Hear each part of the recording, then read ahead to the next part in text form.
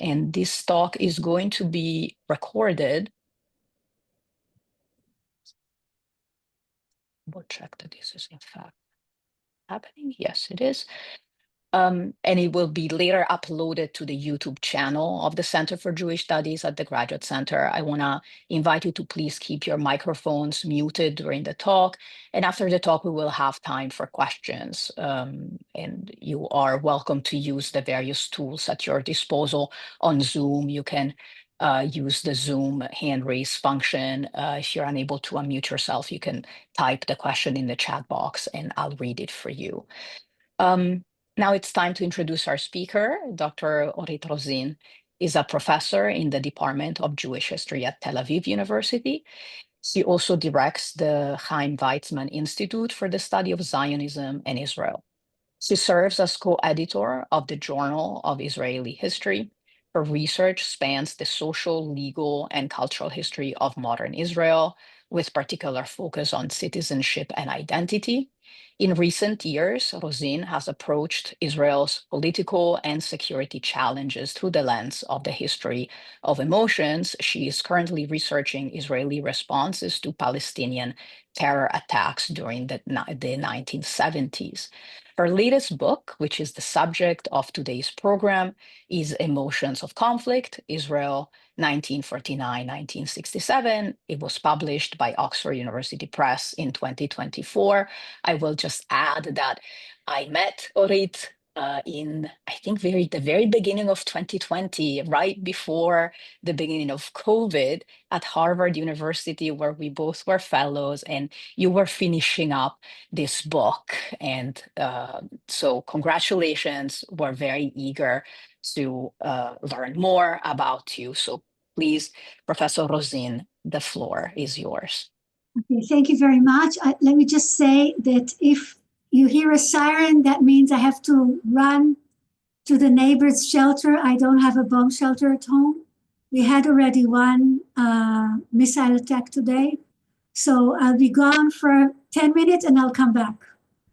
Okay, so just be prepared, it may happen.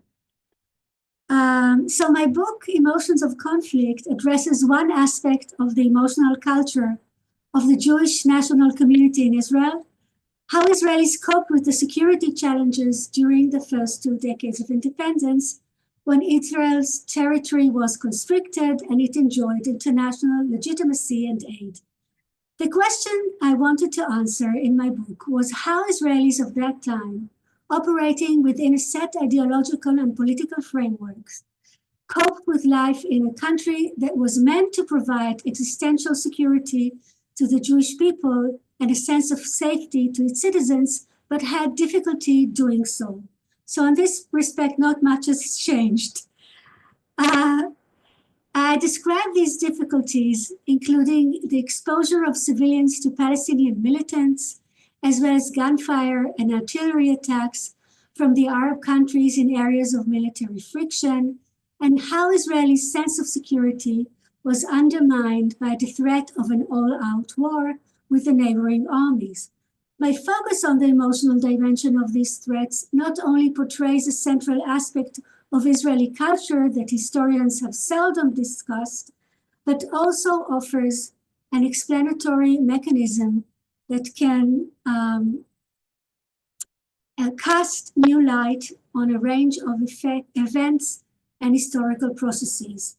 So at the book center is the way the Jewish national community coped with insecurity, and I address the Palestinian Arab minority principally as an object as seen through the eyes of the majority group. However, I also deal with the minority's emotions when these emerge in my sources.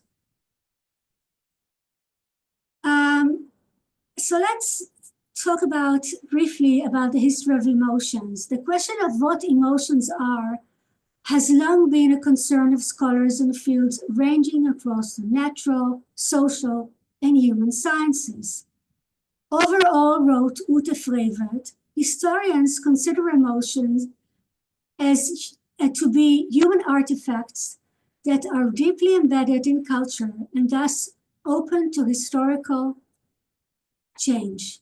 Even if they are hardwired in the human brain and coordinated with physiological processes in the human body, they are first and foremost shaped by culture. Culture starts with an agreement on language. Language which includes gestures, mimicry, and bodily postures. Also allows emotions to be communicated to and shared by others. And I will present some examples later. So William Reddy, whose path-breaking work shows how emotions are understood in the context of specific cultures and in connection with significant historical events, also stresses the physiological and cognitive basis for emotions. Reddy proposes a complex system of concepts that make it possible to decipher the ways emotions are managed in a political context. In any enduring political regime, he maintains, any enduring political regime must establish as an essential element a normative order for emotions, an emotional regime. So as I show in my book, Israel's emotional regime was meant to mitigate fear, foster preparedness, and instill a shared feeling of purpose, belonging, and solidarity. It served as a foundation for the political elite's ideology and nurtured a model of citizenship. This emotional regime imbued Israelis with a sense of moral rectitude and equipped them with tools to manage their fears. Most significantly, it met the human need for existential meaning, especially in times of crisis. So my talk today is based on the final chapter of my book, devoted to Israel's 3-week waiting period before the June 1967 war.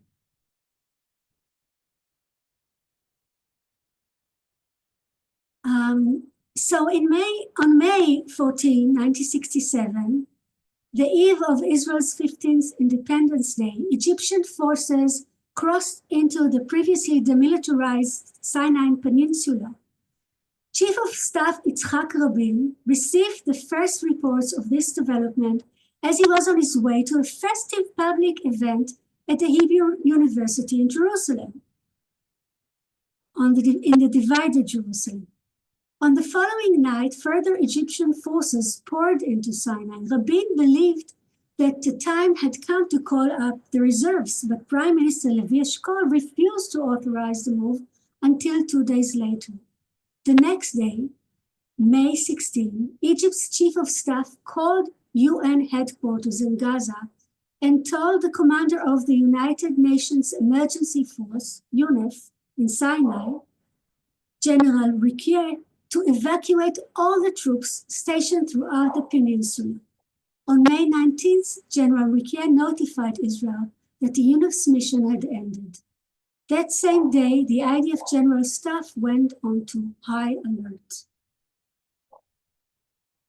In an address to the Knesset on May 22, Prime Minister Eshkol called on the great powers to use all their influence to avert war in the Middle East.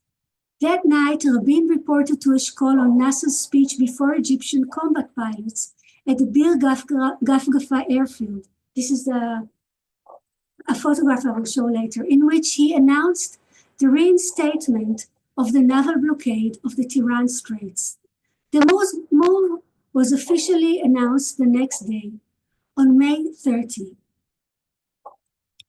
King Hussein of Jordan flew to Cairo to sign a defense agreement with Egypt, adding a new and unexpected dimension to the crisis.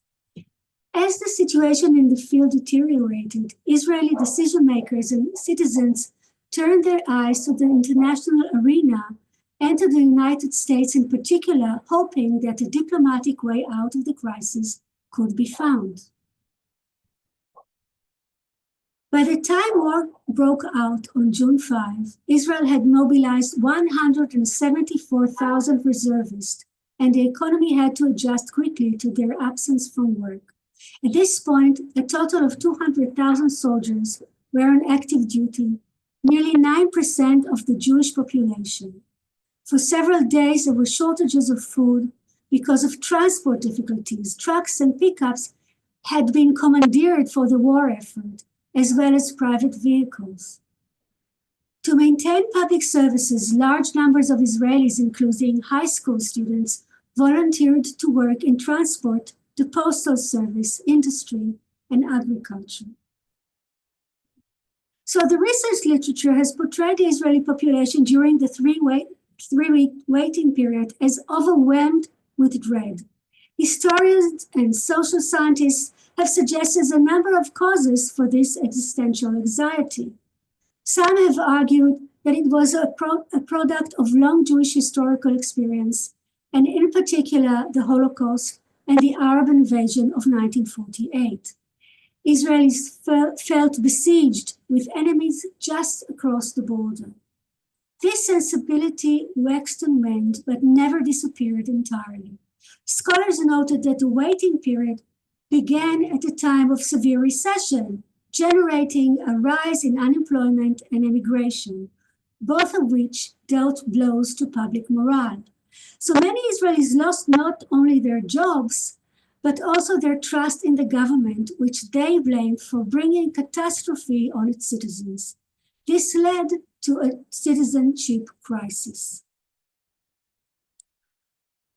Rumors spread that there would be thousands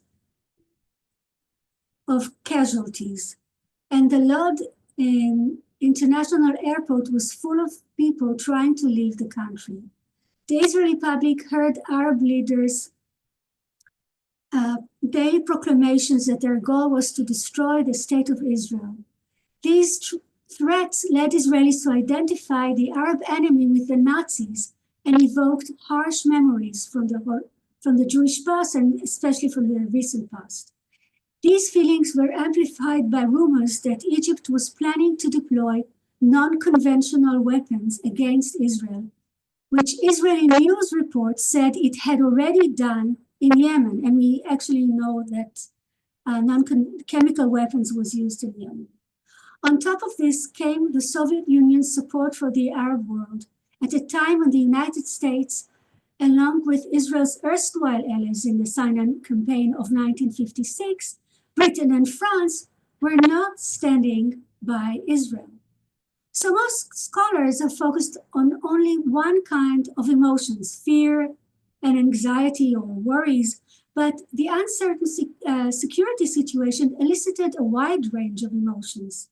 So in this talk, I will present the emotional process that many Jewish Israelis underwent during the 3 weeks that preceded the war, and show that the war approached that as the war approached, the civilian mood improved, and Israelis displayed determination and fortitude. I will consider the causes for this change. Finally, I will present some of the emotional changes wrought by the war itself.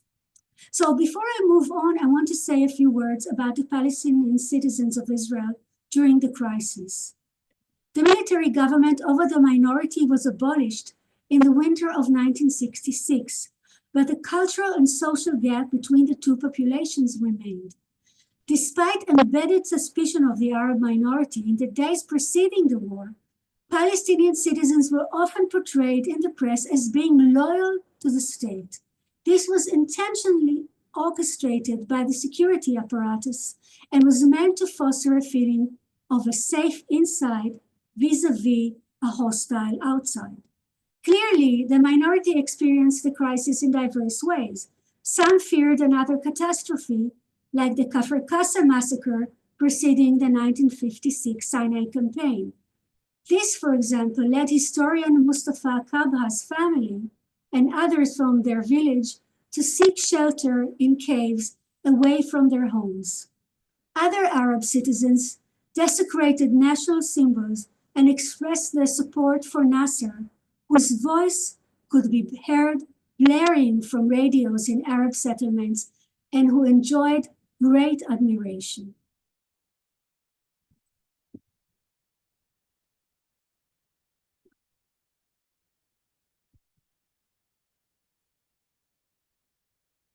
From the time it was founded, the State of Israel gauged the mood of its inhabitants and of foreigners living on its territory through the work of the Israeli Postal Censorship Bureau. This agency opened a sample of civilian letters before they were sent to their addressees abroad, and it also opened a sample of letters they received from their friends or relatives abroad.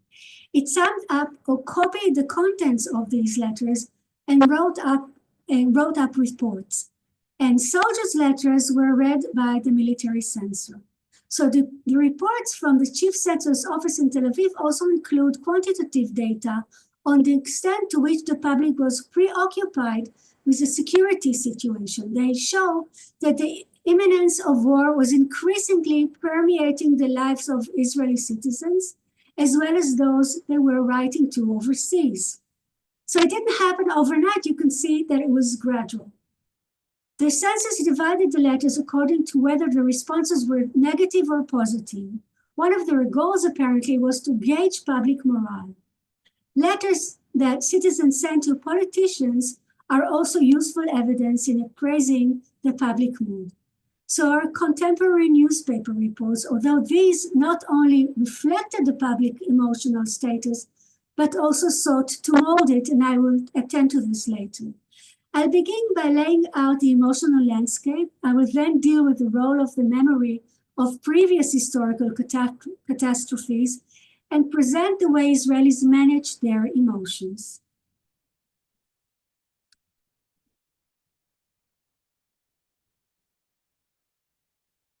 Israelis increasingly articulated their emotions during the waiting period. Some previous inhibitions against outpouring of emotion seem to have fallen away. The leadership crisis caused David Ben-Gurion to be swamped by calls to return to the prime minister's chair. In addition, as a way of coping with the high tension, they felt many citizens wrote letters to him, to Ben-Gurion. I know that this is not an appropriate time to write you, wrote one citizen on May 28. But until now, I was able to restrain myself, and from this point forward, I have begun to worry. So I have decided to write to you no matter what, because I know that you are one of the few people for whom love of the people and the land stands above all other principles. Another citizen, Reuven Israeli, wrote to Ben-Gurion on June 4, a day before the war broke out. He apologized for bothering Ben-Gurion, who must certainly have more important things to do than to read letters from worried citizens. It was a historic time, Israeli wrote, a fateful hour, a time of anxiety, one that brought back memories of the destruction of the temple. He asked Ben-Gurion to lead a movement that would organize the Jews of the diaspora, explaining that he, as a simple member of the kibbutz, could not do much. All he had was a warm heart that was fearful of the future. He signed his letter with love and wholehearted appreciation. I am yours. An open expression of feelings uncharacteristic of the emotional culture of this time, which favored restraint. So it's really hard to imagine how a kibbutznik, a man, would write such a letter at the end, at any other time.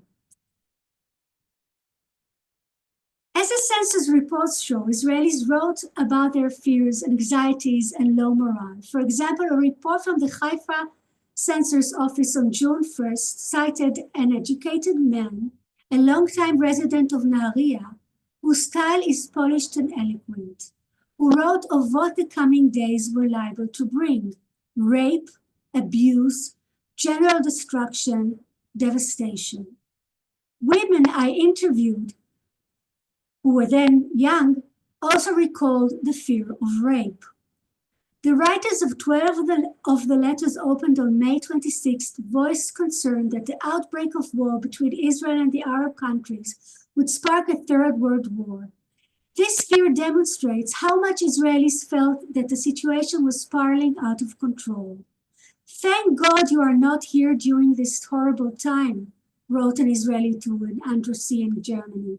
We face a final test, life or death. While we project optimism, the pressure is more than we can bear, especially when there is no expectation of help from outside. The crisis felt much worse to at least some Israelis because they believed that Prime Minister Eshkol was not a fit leader. Great tension pervades the country, wrote an Israeli to an addressee in France. It's a shame that Ben-Gurion is no longer prime minister because the current government has displayed ineffectuality and irresolution. As the Israeli public saw it, the Soviet Union was arming and encouraging the Arab states, Syria in particular, while the Western powers, the United States, Britain, and France, were refusing, each for its own reasons, to lend Israel unambiguous support. The United Nations Secretary General's decision to bow to Nasser's demand to evacuate unit forces from Sinai seemed incomprehensible. On top of that came the American failure to halt the downward spiral toward open hostilities. Letters read by the Chief Census Office on May 31st referred to the policy of US President Johnson. Unfortunately, one of them wrote, "We stand alone on the battlefield." Israelis felt besieged.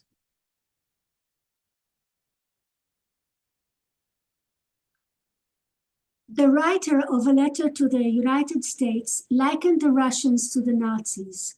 4 other letters sent to Germany claimed that the Soviet Union was the root cause of Israel's plight, because the Russians were using the Arabs to annihilate the world's remaining Jews. It was not only ordinary Israelis who were worried about the USSR. Decision makers and senior army officials were no less concerned.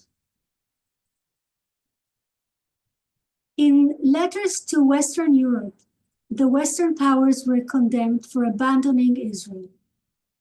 I feel that it is like before Munich, and it seems to me that time is against us, one Israeli wrote. The Munich Pact was the archetype of a violated trust, and actually it came back now with the Ukraine, as you probably noticed. Israelis felt that they had been betrayed, which testifies to the trust they had placed in the Western powers prior to the crisis. A letter sampled by the Tel Aviv censor on May 28 stated that the situation today is very much reminiscent of that of the years 37 to 39, Munich, etc. The comparison is not at all a cheerful one. 2 letters sent to Czechoslovakia expressed fear of a second Munich. The looming threat revived historic and actual physical memory. In this matter, as Susanna Heschel has shown with regard to the sensual and emotional dimensions of anti-Semitism, past and present, existed simultaneously. The feeling that the third Jewish national home was facing destruction led to the demand for a unity government, recalling and reliving the precarious state of the Jewish people in Europe in the 30s and 40s impelled individuals to seek ways to manage their intense emotions. The research literature has created the impression that Israelis succumbed to the Holocaust anxieties during the waiting period. In fact, however, the analogies to Munich and to the annihilation of the Jews during World War II prompted not only terror, but also discernment of the differences between the position of the Jews then and what Israelis faced in 1967. Among the letters examined on May 30 in the Jerusalem Census Office were 5 mailed to Poland. One of them said, "Be calm." Just a minute, I think I'm in the wrong slide.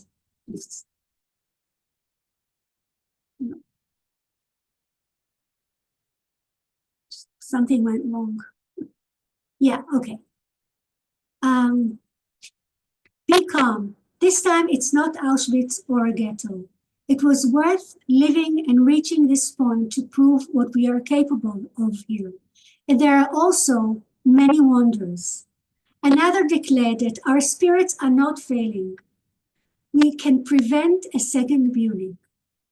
The Jerusalem Census Office cited on May 29 letters addressed to the US that described current events as a repeat of those that had preceded World War II. They also mentioned the Munich Pact. Nevertheless, the letters displayed determination and courage. The fortitude of the Israeli people, they asserted, was like that of the British. They were prepared to assume the bloody yoke of war. If Israel was compelled to go to war, its victory was assured, they maintained. These letters manifested the emotional struggle against the burden of the living memory of Europe of just a few decades before. In the fateful time of the waiting period, the goal for many Israelis was to find existential meaning and a sense of the sublime in the Jews' long history, which extended far beyond the concrete historical moment. Thus, the author of a letter that the censor quoted at length on May 29 told his correspondents that there was now suitable vigilance and mental preparedness on the part of people who yesterday only knew how to wail, complain, and bemoan their bitter fate in the recession and to tell atrocious jokes about Eshkol.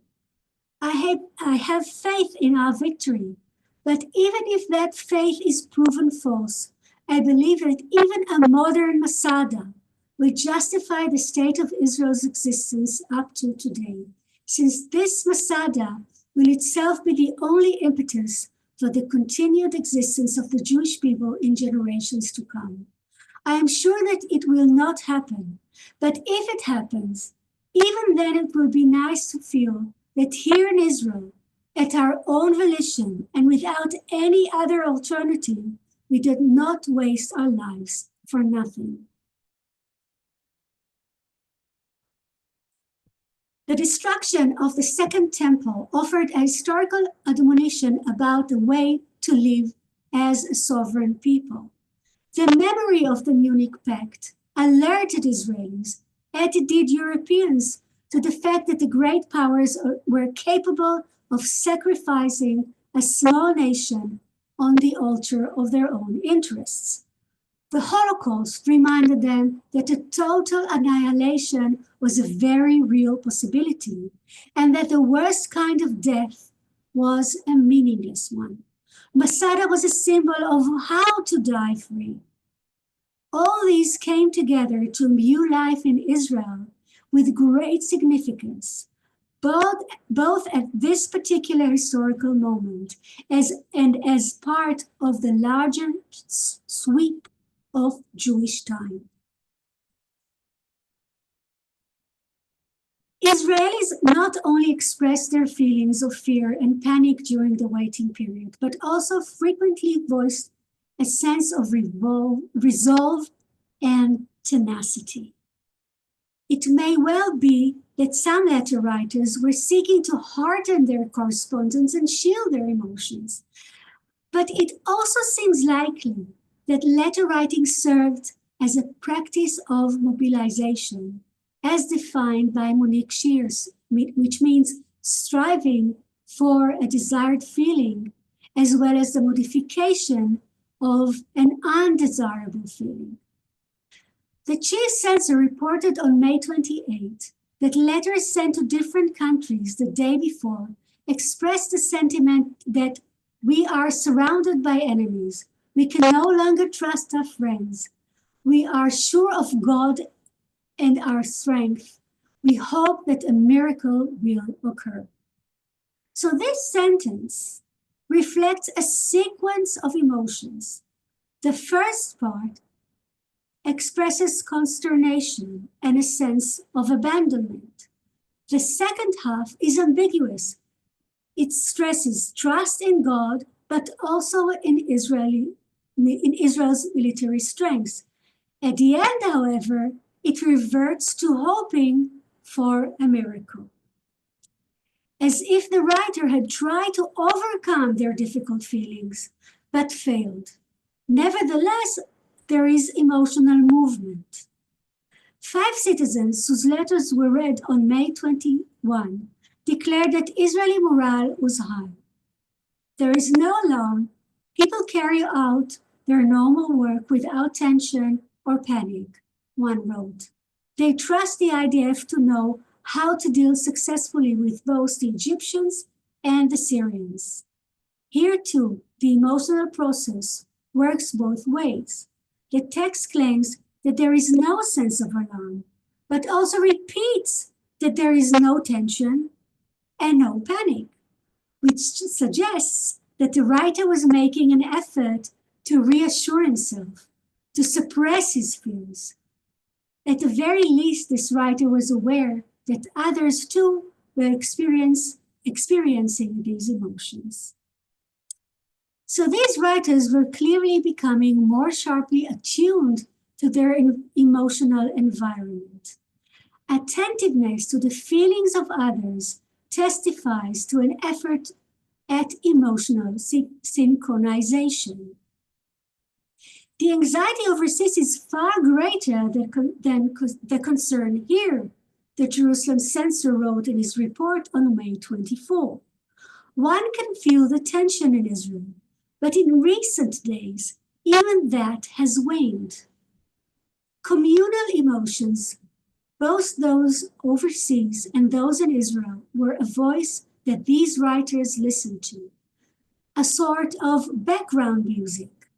But the letter writers were not only listeners, they wanted to learn the tune.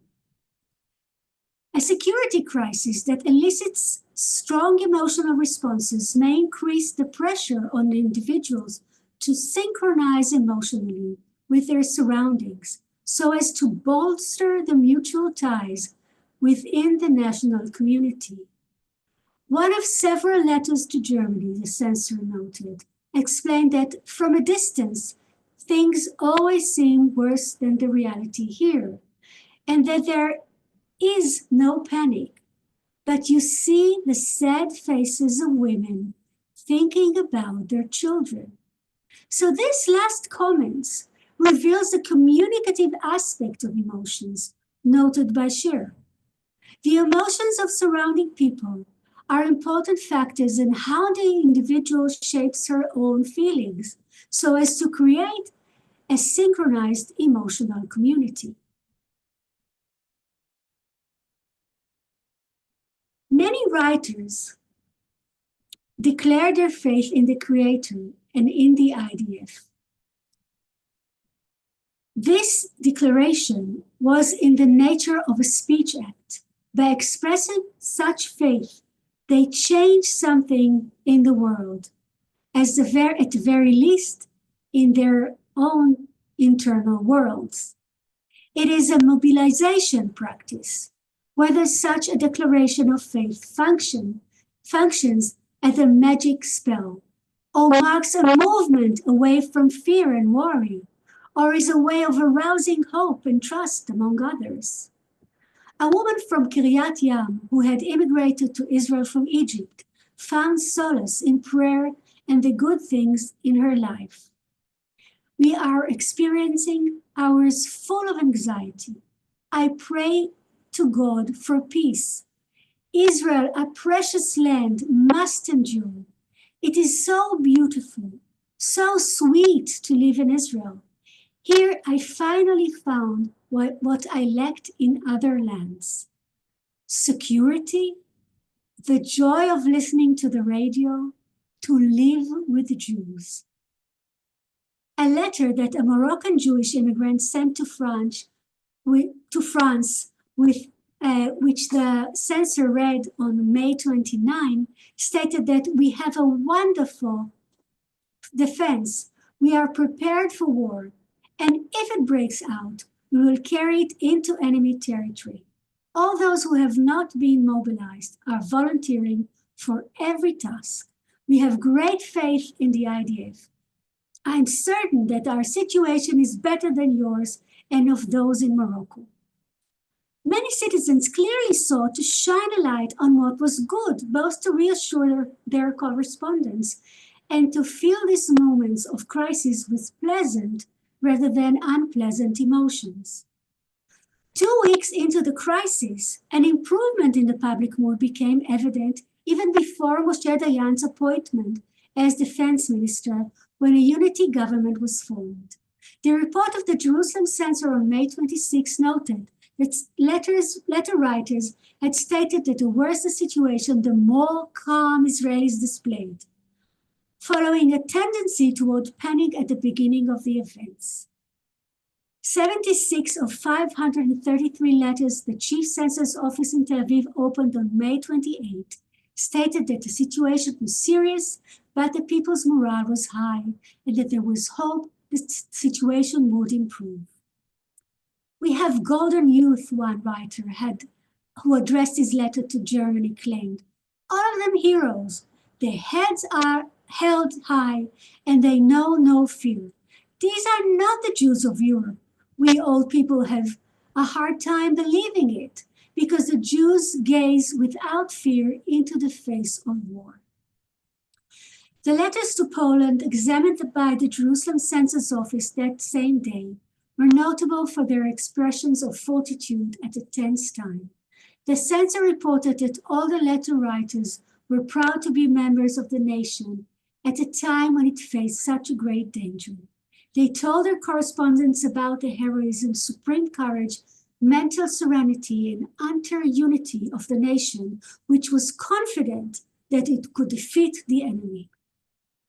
Other letters noted the nation's resolute spirit and willingness to make sacrifices and called on their addressees to come to Israel and take part in its finest hour. At the end of May, the emotional practices that individuals employed to improve the way they felt led at least some Israelis to feel prepared for war. The process of emotional synchronization that I noted suggests that there were alternative sources of inspiration, in particular the mass media, that indicated to Israelis how they were supposed to feel at a time when the Prime Minister and the cabinet did not fill this role. The press educated the public in proper behavior and instilled the emotions the situation required. It also provided examples of how society could enforce the required emotional regime, as the Yediot Achronot article on life in Tel Aviv. And I will read a bit of this wonderful piece. Tel Aviv is not the Tel Aviv it once was. There's something in the air that's hard to put into words. Everyone's face goes taut when the voice of Israel announcer intones, and here is the news. Many radio sets are left on in the city at high volume. When the announcer's voice comes on, Mr. Hevel, the bakery proprietor, stops weighing cookies. His wife emerges from the kitchen where she was making apple cake. The store goes quiet. The customers, like the owners, fall silent and listen. At the end of the news, an elderly man whispers, "What will be?" A young woman shushes him impatiently. "Don't worry, Grandpa. Everything will be fine. The IDF will see to it." The consumption of news occurs in the public space, where perfect strangers share their reaction to what they have heard.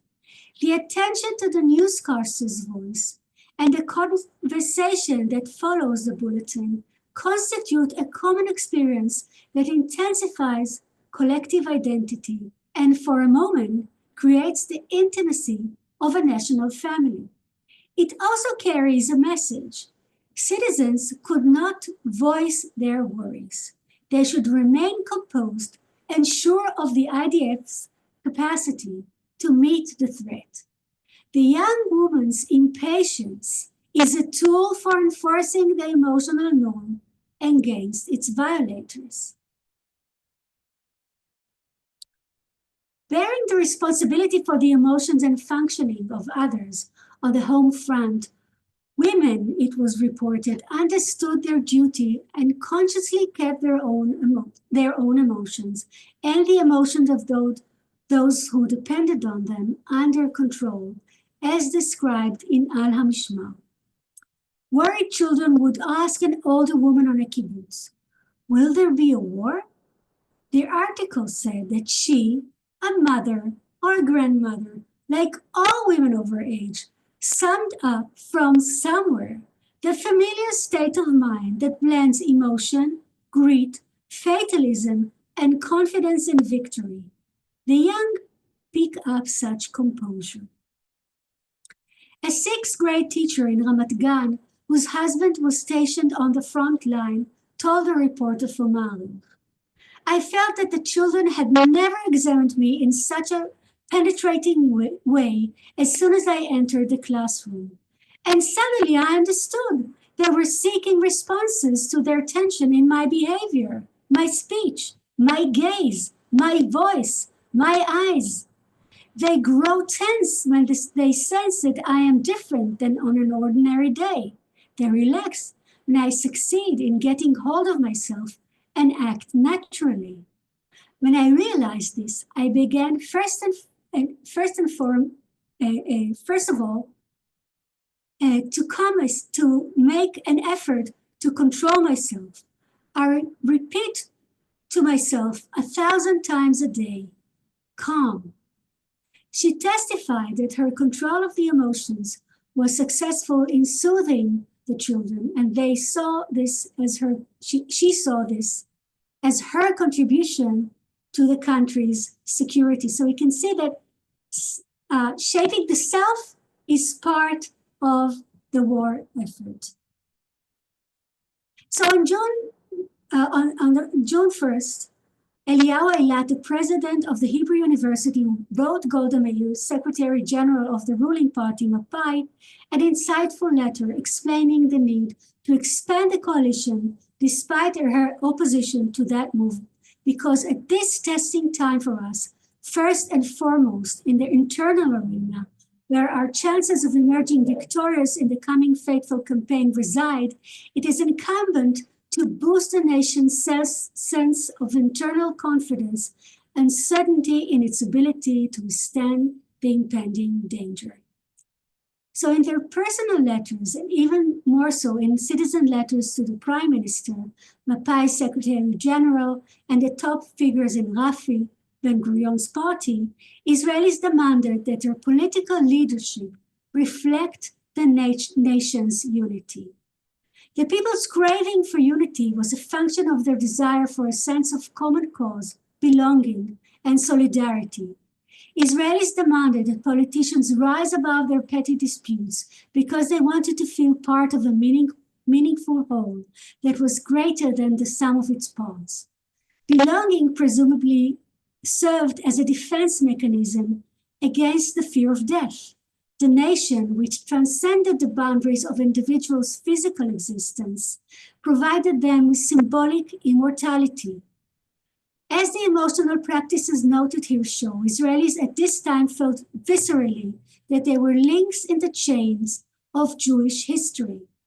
The existential meaning this provided helped assuage their fears. The author of a letter sent to France at the beginning of June put it in the starkest terms.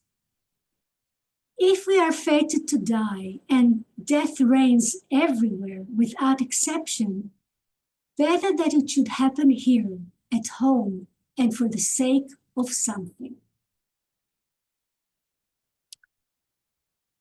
Once the war began, both soldiers and civilians reported that they felt less tense.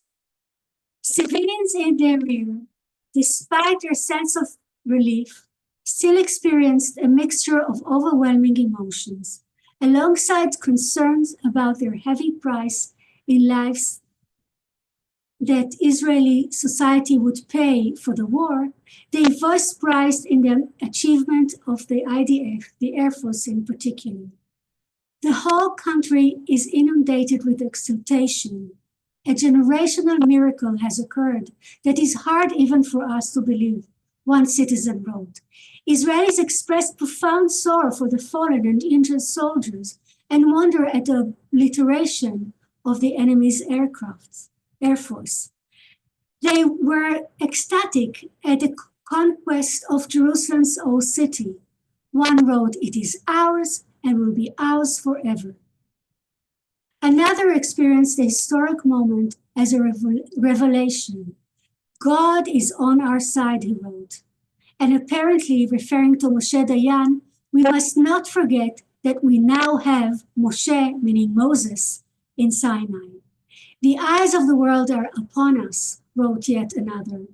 "There has not been a victory of such proportions since Napoleon's conquest of Egypt.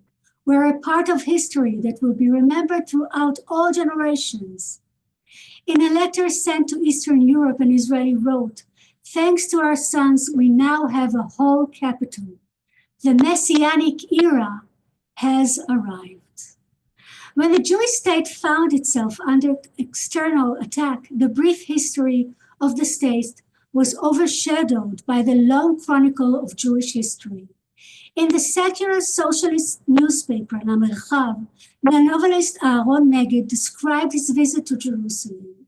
"We were as dreamers, the wall, the tremor that runs through its stones at the sight of those who supplicate before it, bringing their lips to it. The nation has not been destroyed. It embraces the stones of the tablets from Mount Sinai." It's a secular socialist newspaper. Nonetheless, the conquest of East Jerusalem also elicited negative emotions. Some people reported not feeling anything at all, while others said they had felt disgust and aversion. The new role of conqueror was perceived by some Israelis as a moral failing. The 1967 war marks a strategic turning point on both the military and diplomatic fronts. It also produced a sociological change in the attitudes of Israelis who now controlled a subordinate Palestinian population that enjoyed no civil rights. Israeli culture underwent sweeping changes. One of the contributing factors that enabled the political and sociological change was Israelis' emotions before, during, and immediately after the war. The sense of having witnessed a miracle combined with mythic memory and a jumble of emotions aroused by the victory found an outlet in Israelis' desire for the conquered space. Thank you.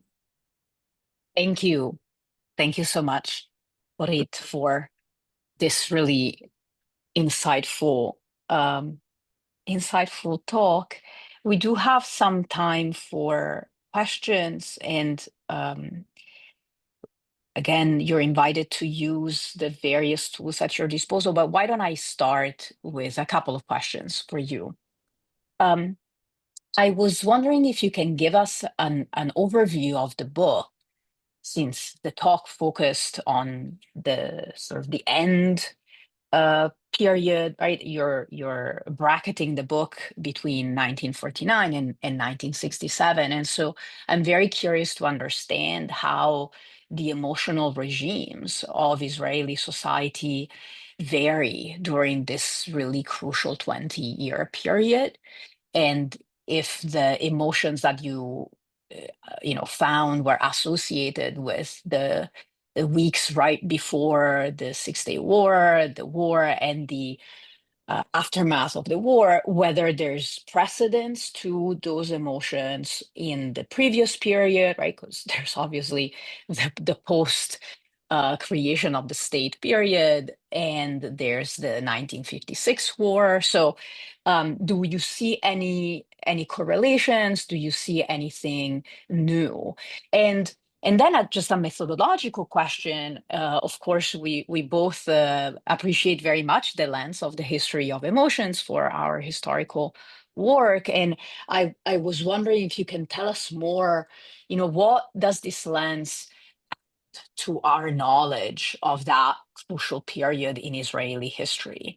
How does the history of Israel look like if we do not pay attention to emotions, particularly at the granular level of average citizens?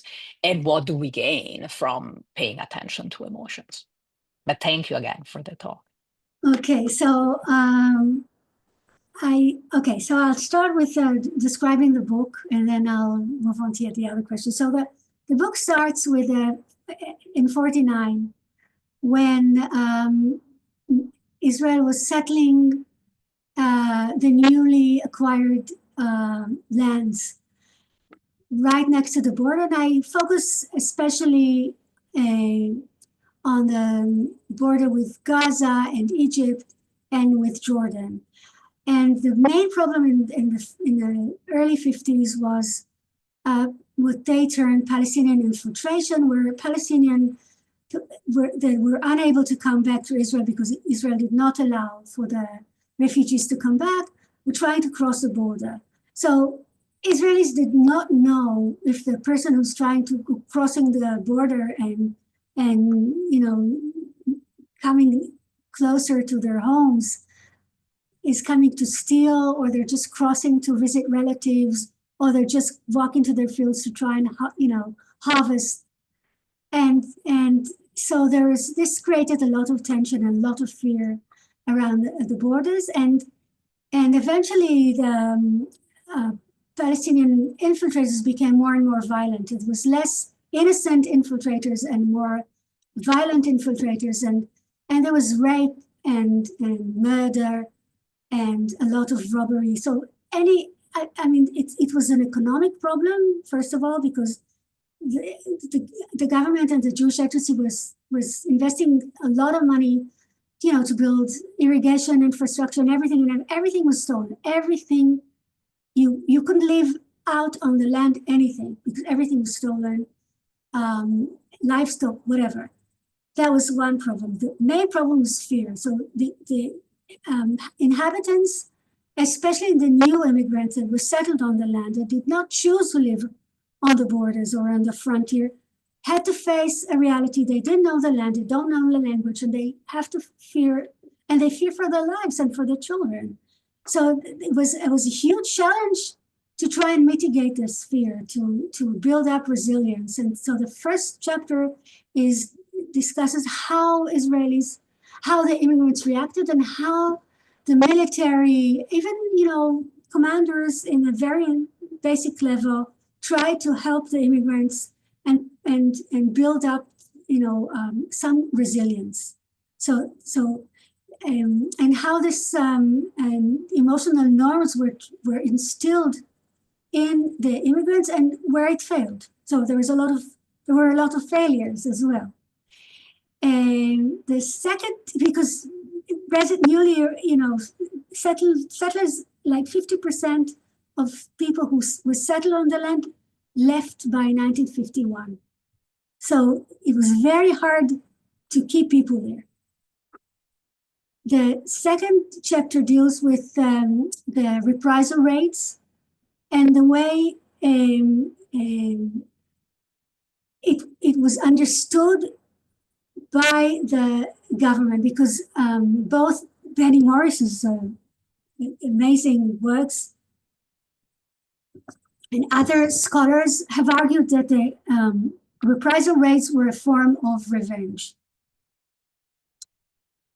But I disagree with them, because I think that revenge was a very lowly emotion, that the officials, not the people, but because people, in letters you could find cries for revenge, but the government was doing everything in its power, not just the government, but other cultural agents, doing whatever they could to teach people not to hate and not to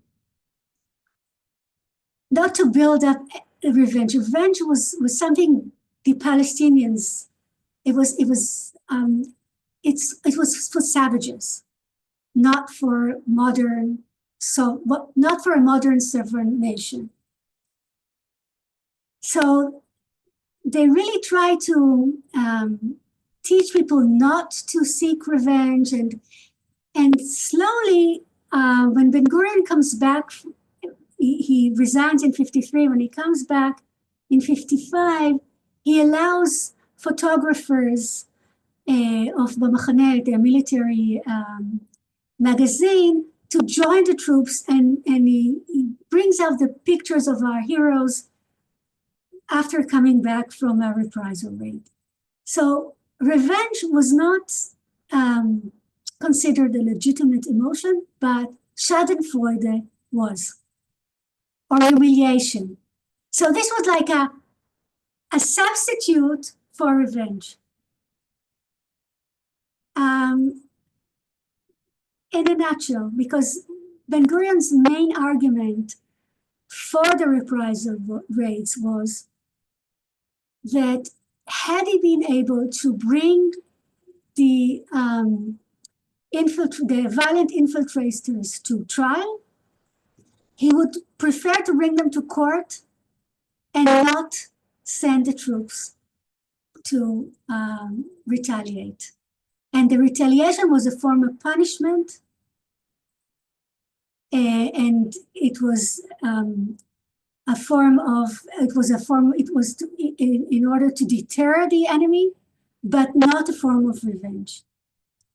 So it's a very thin line, but there's a huge difference, enormous difference between this emotional regime and what we've experienced now.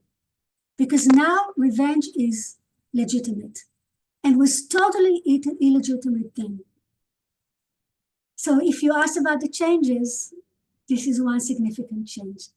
This third chapter deals with the responses in Israel to the Czechoslovakian Egyptians arms deal. In 1955, there was a huge arms deal, and basically Egypt was getting Soviet weapons on an unbelievable scale. It was a new army. They were getting submarines, and I'm not going to go into the military equipment, but Israel was really shaking. And it couldn't get weapons from the United States, and at first not France and not Britain were willing to do anything. And so the public was really alarmed, but then I show how both Moshe Sharet as prime minister and later foreign minister and Ben Gurion take this feeling of fear and use it constructively to they channel this fear to other productive or constructive emotions by encouraging people to contribute money, to donate money, to contribute their time to building fortifications. And when people come back they volunteer to help the settlements on the border to build wire fences and all kinds of and dig trenches and so on. And the way they report about this experience, they feel exaltation, they feel the sublime, they feel that they've beaten, they're unbeatable. So they take something very negative and they try, with leadership skills, they transform it into something very meaningful. And the first chapter deals with kibbutzim underneath the Golan Heights before 1967. And this was a war zone. There was like friction throughout the 50s and the 60s. And it was a very difficult life to live in this kibbutzim because it was hard to toil the land. It was very hard to raise children. And other parts of Israel, especially after the 1956 war, were very peaceful, or relatively very peaceful. So it was like an enclave of living in war and fear, and the rest of the nation becomes like there's a rise in the middle class, urban culture, and even people start ridiculing the kibbutzniks in skits and so on.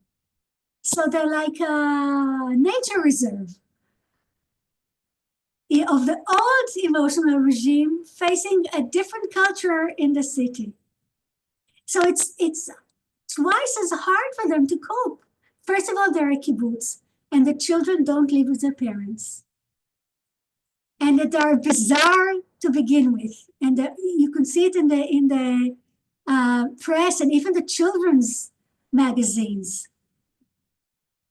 And I mean, people feel very sorry for them. They volunteer when Gadot is completely destroyed. There's nothing left of it after on April 7th, 1967. And yet they feel that nobody really understands what they're going through. They feel isolated.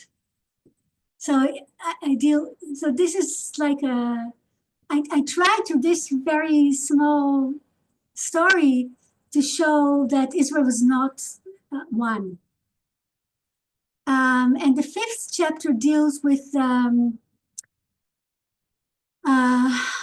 attitudes and feelings of the majority towards the Palestinian Arab minority, and what is it's based on.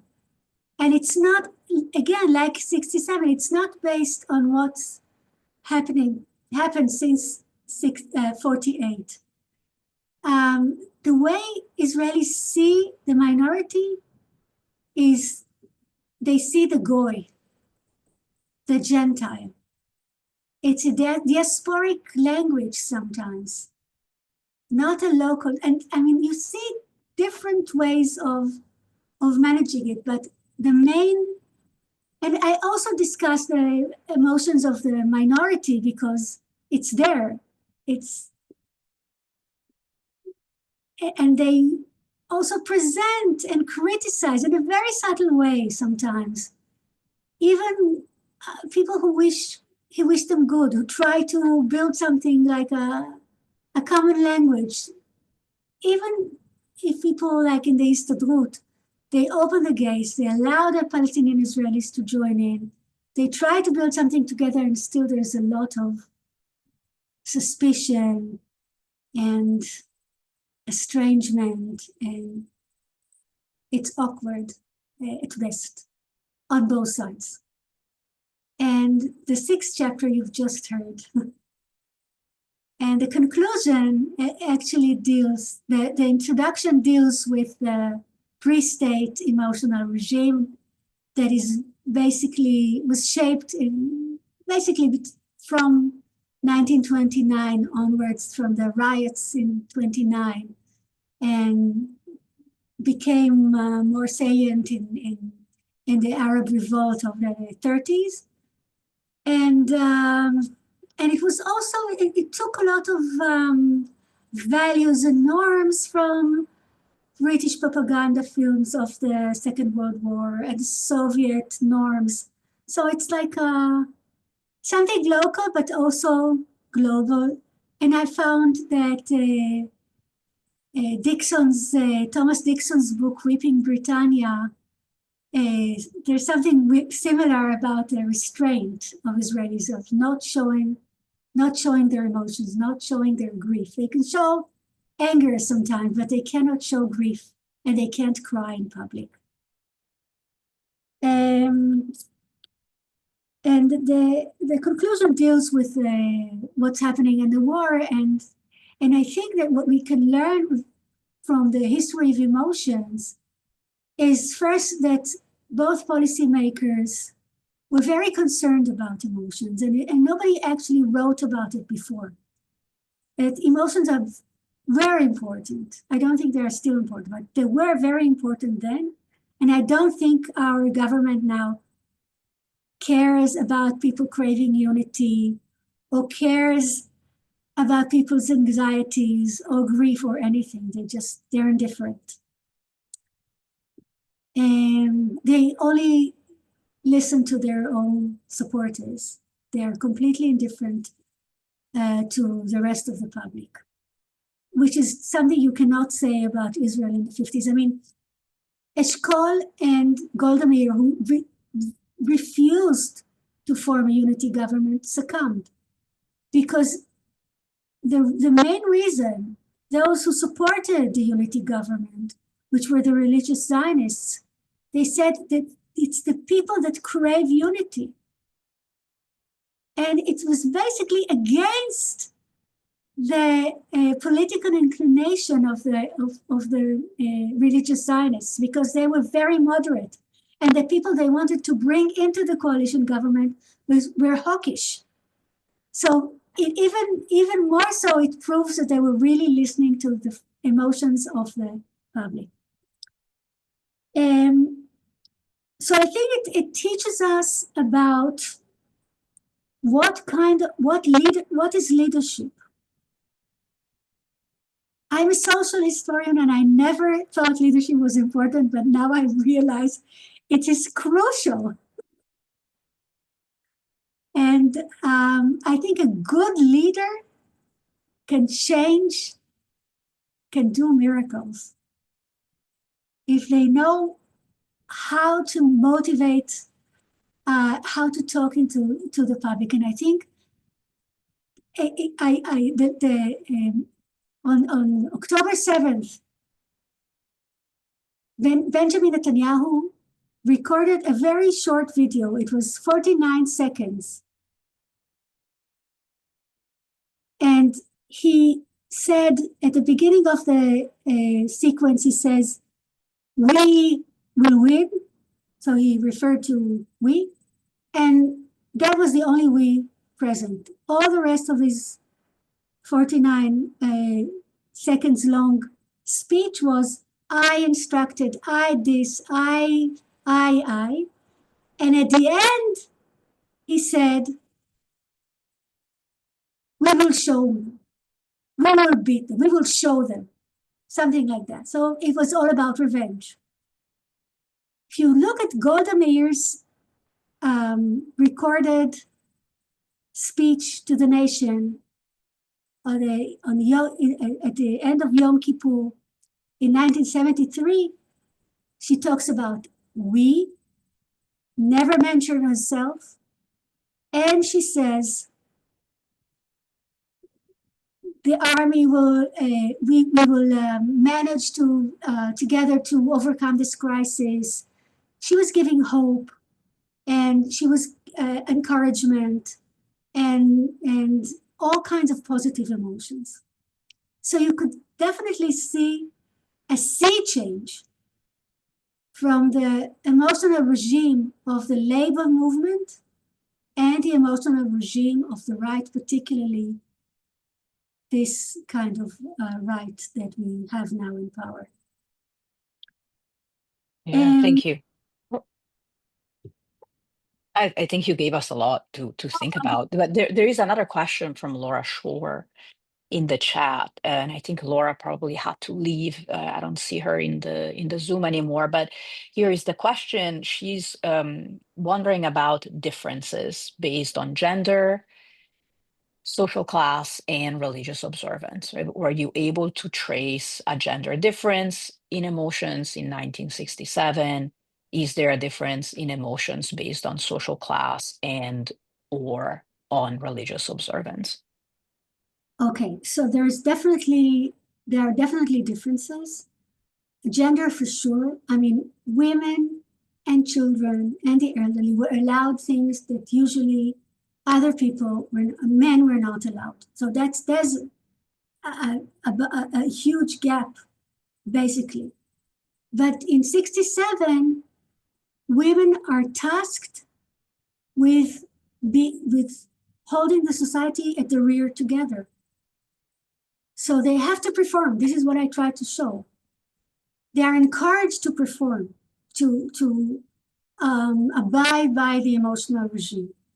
So there's a lot of attention to women, because the assumption is that they are a weak link, and that therefore we have to fortify them. We have to show them the right way. This is what the press does.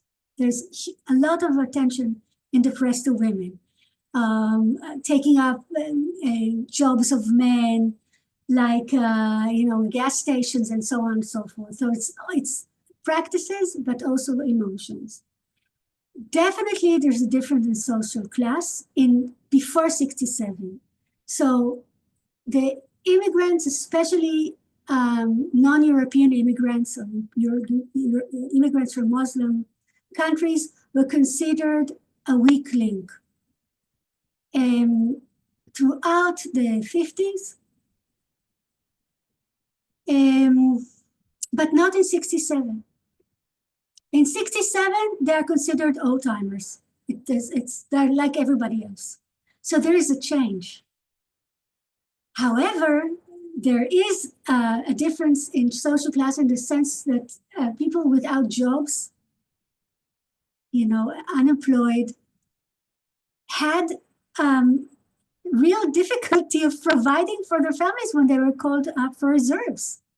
They were writing letters to the family, go to the welfare office, go to the wife, go to the neighbors, ask them for money.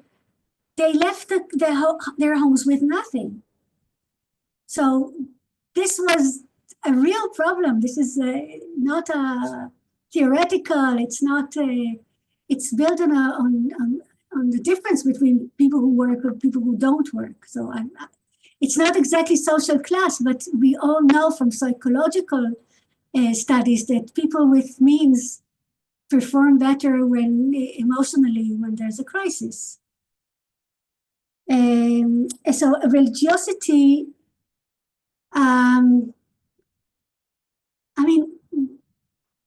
I think people who were religious fared better because if they trusted God. And God was, it was as I said, it was a speech act. You could say, I trust God to help me. I trust the IDF to help me. I think it works. It works both for non-believers and believers. But definitely, we also, we know from other studies or psychological studies that people who have faith fare better in life. It's a good thing to have faith. It gives you strength. So. Thank you. Are there any other questions? Marty, go ahead. And you're actually muted. Can you hear me? Yeah, we can hear you. Thank you for that extremely interesting talk.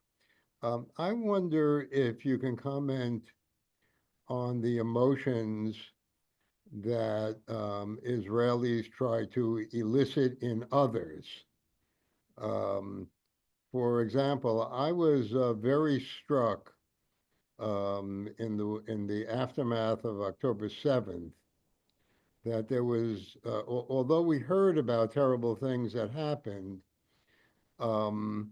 there was not very the way that that the events were portrayed were in such a way as not to elicit, let's say, not to elicit pity for Israelis, not to elicit grief for Israelis.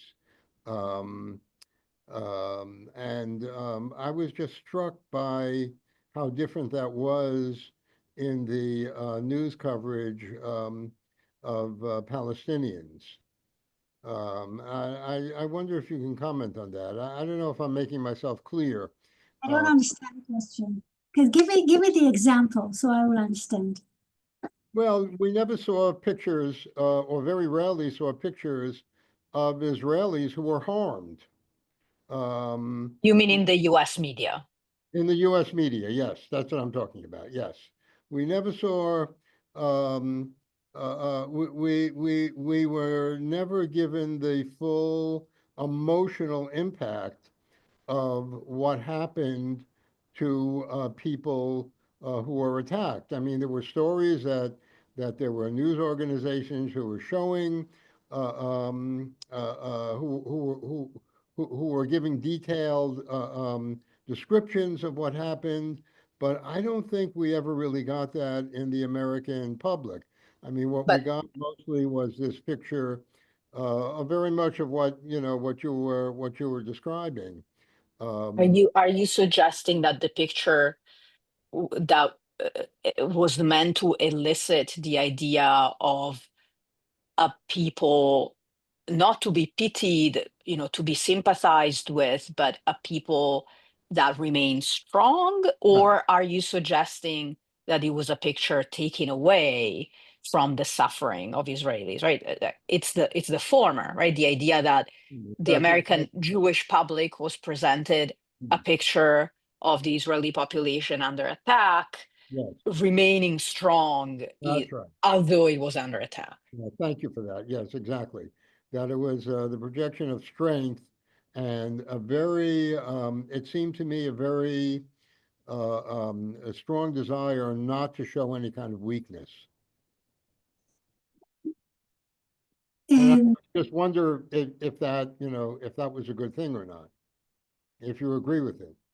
it was a good thing and a bad thing. It was a good thing because Israel cannot afford to show weakness.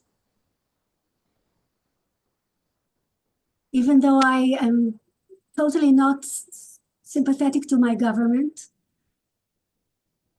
they cannot, we cannot allow ourselves to be vulnerable. And the Palestinians, all they have is their vulnerability. And when they are aggressive, but what happened after October 7th, it's really amazing. They filmed all the horrors and they shared them on social media, and then they took them off and they reducted them because they understood that victimhood serves them and victimizing doesn't serve them. And Israel did not go around and present the horror movie. A person I know was the editor of this horror movie, and I don't know how he's still alive because I watched one video. I couldn't watch anymore. And there's a huge amount of information. But Israel didn't go and screen this video everywhere. It's a terrible thing to watch, but if people wanted to watch it, they can't. Because Israel decided to show this film only to, and it's also an interest of Israel not to show Israel. If you're too vulnerable, it's a bad thing, and if you're too aggressive, it's a bad thing. I'm not sure they chose the right balance between them, but they also have to protect Israelis, the public opinion, and also it's most important for Israel to perform, to show its strength.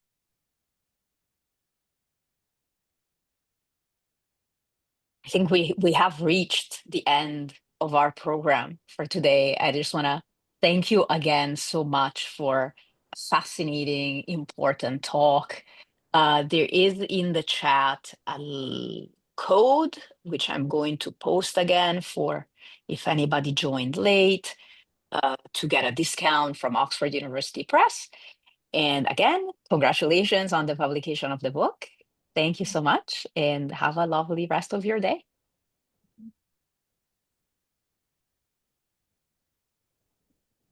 Thank you, Orit.